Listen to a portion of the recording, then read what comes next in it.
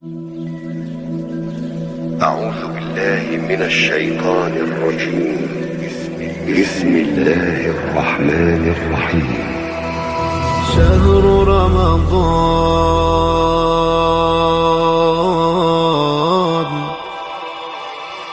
شهر رمضان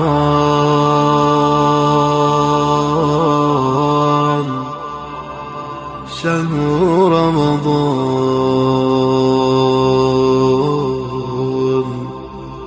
شهر رمضان.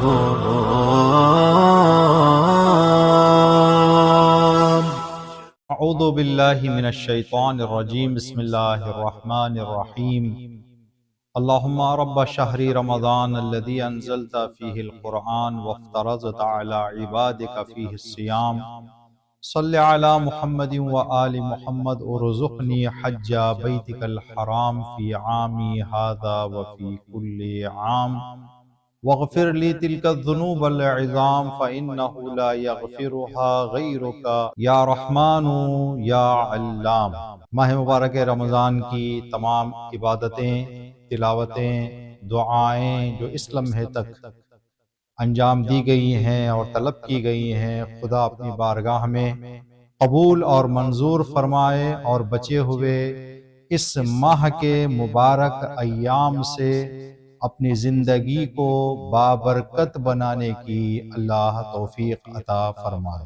کتاب روضۃ الواعظین جلد 2 میں جو ماہ مبارک رمضان کے حوالے سے روایتیں آئی ہیں وہ آپ کے سامنے پیش کرنے کی کوشش کر رہے ہیں. انشاءاللہ چند اور روایتیں بتانے کی کوشش کریں گے. امیر کائنات امیر المؤمنین علی ابن ابی طالب علیہ السلام کا ارشاد گرامی ہے: علیکم فی شہر رمضان بکثرت الاستغفار والدعاء فإن الدعاء فیدفع عنکم البلاء واما الاستغفار فیمحى به الذنوب. اس روایت میں امیر المؤمنین 2 عمل انجام دینے کی تاکید فرما رہے ہیں. امام نے فرمایا علیکم فی شہر رمضان، ہر ایک مسلمان اور روزے دار پر لازم اور ضروری ہے، پابندی کرے، اس بات کی طرف توجہ رکھے، اس کو ضرور انجام دے. بکثرت الاستغفار والدعاء، کثرت سے استغفار کرے اور اللہ کی بارگاہ میں زیادہ سے زیادہ دعا طلب کرے. اگر ہم یہ 2 کام انجام دیں گے تو اس ماہ کے مبارک دنوں سے ہمیں کیا ملنے والا ہے؟ امام نے فرمایا یہ 2 کام اگر کثرت سے انجام دو گے تو اس کا نتیجہ یہ ہوگا فَأَمَّا الدُّعَاء فَيُدْفَعُ عَنْكُمُ الْبَلَاء، دعا بلاؤں کو دور کرے گی، دفع کرے گی، انسان کو بلاؤں سے بچائے گی اور بلاؤں کو انسان تک پہنچنے میں رکاوٹ بن جائے گی. فَأَمَّا الْإِسْتِغْفَارُ، کثرت سے استغفار کا فائدہ اس ماہ مبارک میں یہ ہوگا فَيُمْحَى بِهِ الذُّنُوبُ، استغفار انسان کی خطاؤں، غلطیوں اور گناہوں کو مٹا دے گا، ختم کر دے گا، نابود کر دے گا. ماہ مبارک رمضان خدا کی بے انتہا نعمتوں اور برکتوں کو اپنے دامن میں لیے ہوئے ہے، لیکن خدا انہی کو یہ عطا کرے گا جس کی زندگی گناہوں سے پاک ہو. ہم خطاکار بندے، گناہگار بندے، معصیت کار بندے، لغزش ہر لمحہ ہمارے سے ممکن ہے. امیر المومنین فرما رہے ہیں خدا غفار ہے، خدا ستار ہے، خدا رحیم ہے، خدا کریم ہے. یہ ماہ بھی کرامتوں والا مہینہ ہے، تو ان دونوں کو مد نظر رکھتے ہوئے خدا سے جتنا زیادہ ہو سکے اتنا معافی طلب کرو تاکہ خدا تمہارے خطاؤں، گناہوں، معصیتوں اور لغزشوں کو پاک کرتے ہوئے ماہ رمضان المبارک کی برکتیں اور رحمتیں عطا فرمائے. ایک اور روایت، ہم لوگ جب روزے کا خیال اپنے ذہن میں لاتے ہیں تو اکثر کھانے پینے اور انہی باتوں میں اپنے ذہن کو محدود کر دیتے ہیں، جبکہ یہ چیزیں صرف روزے کی عمارت کو کھڑانے کا کام کرتی ہیں۔ جو اس عمارت کو بچائیں گی اور جو اس عمارت کو قیمت عطا کریں گی وہ کچھ اور چیزیں ہیں جن کی طرف روایات میں معصومین علیہ السلام نے ہمیں اشارہ کیا ہے، ہدایت دی ہے، نصیحت فرمائی ہے۔ اب جو چیز اس عمارت کی حفاظت کرتی ہے، امیر المومنین کی حدیث کے مطابق دعا کثرت سے طلب کرنا اور کثرت سے استغفار کرنا۔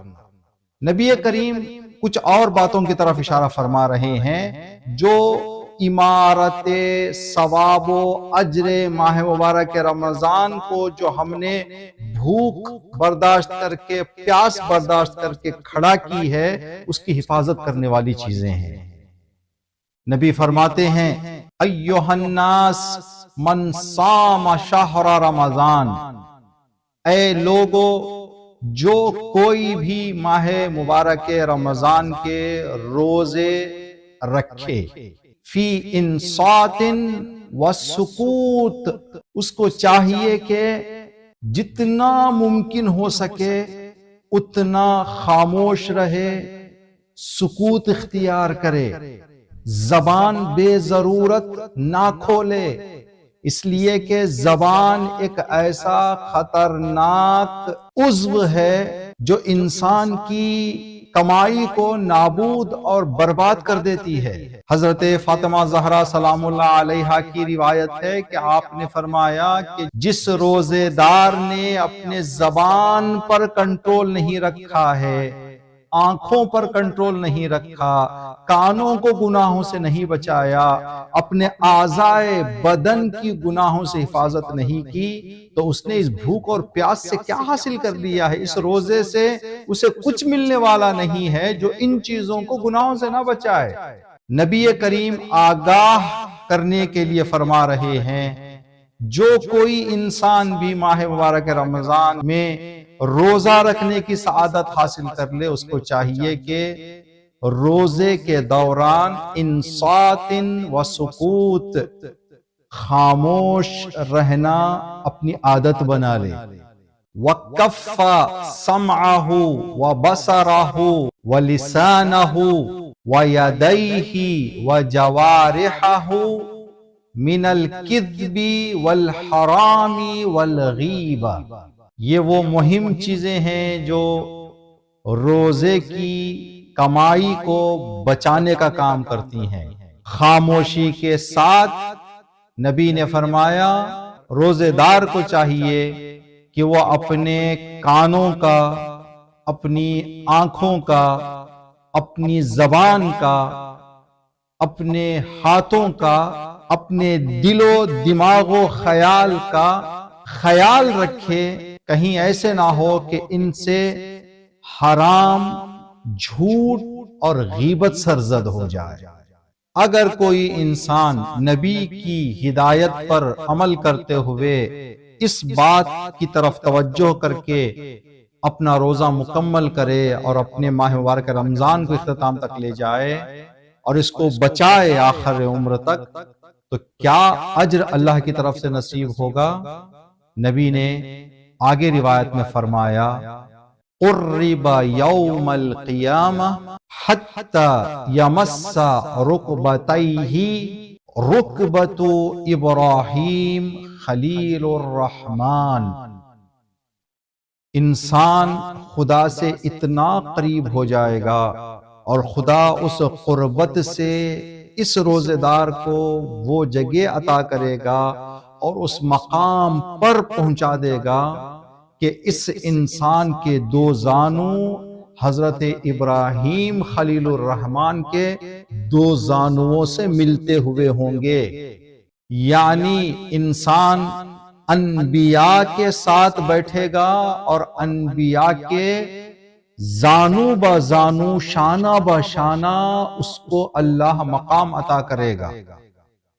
یہ کن لوگوں کے لیے ہے؟ جو صرف بھوکے اور پیاسے رہیں ان کے لیے نہیں، امیر المومنین کی حدیث کے مطابق جو کثرت سے دعا کرے، کثرت سے استغفار کرے، نبی کریم کی روایت کے مطابق جو انسان خاموشی اختیار رکھے روزے میں، اپنے کانوں کو، آنکھ کو، زبان کو، ہاتھوں کو، ذہن و خیال و دل کو حرام، جھوٹ، غیبت اور دوسروں کو آزار و اذیت پہنچانے سے دور رکھے، ان خصوصیات سے جو انسان روزے رکھے اور ماہ مبارک رمضان گزارے تو یہ وہ روزے ہیں جو انسان کی مشکل میں مشکل کشائی کریں گے، انسان کے کام آئیں گے، انسان کا ساتھ دیں گے۔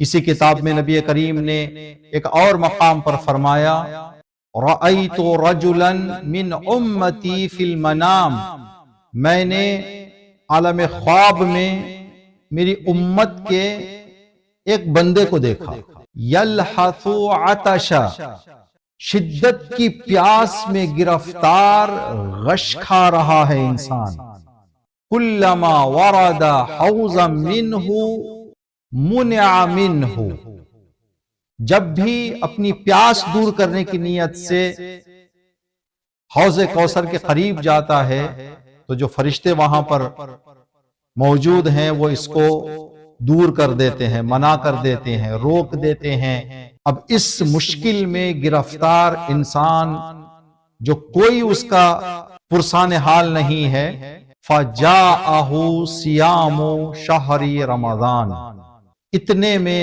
ماہ مبارک رمضان کے روزے اس کے قریب آتے ہیں، فَسَقَاهُ وَأَرَوْهُ، یہ روزے ان فرشتوں سے کہتے ہیں کہ ہم اس کی زندگی کے وہ روزے ہیں جس کو اس نے جیسا رکھنا چاہیے تھا ویسے رکھا تھا، ہماری خاطر اس کی پیاس بجھا دیں۔ تو پھر فرشتے اس انسان کو آب کوثر سے سیراب کرتے ہیں اور وہ انسان روز قیامت کی پیاس اور تشنگی سے نجات حاصل کر لیتا ہے۔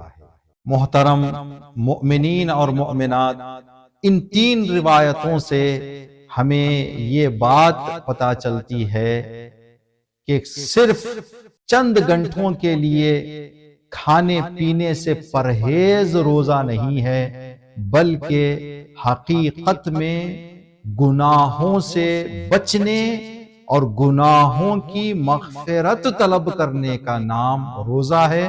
اگر کوئی اس میں کامیاب ہو جائے تو یہ روزہ انسان کے کام آئے گا اور اس کی مشکل دور کرے گا۔ اللہ تبارک تعالیٰ سے امیر المؤمنین اور رسول اللہ کی ان مبارک روایتوں کا واسطہ دے کر دعا کرتے ہیں کہ خدایا ہم سب کو دوران روزہ اپنی آنکھ، کان، زبان، اعضائے بدن کو حرام سے بچنے اور بچانے کی توفیق عطا فرما۔ پروردگار ہمیں زیادہ سے زیادہ اس ماہ میں دعا طلب کرنے اور مغفرت طلب کرنے کی توفیق عطا فرما، اور پروردگار جو ہم اپنے ٹوٹے پھوٹے لہجے اور الفاظ میں تجھ سے دعائیں طلب کر رہے ہیں اور استغفار کر رہے ہیں، ہماری مغفرت اور ہماری دعاؤں کو مستجاب فرما۔ ربنا تقبل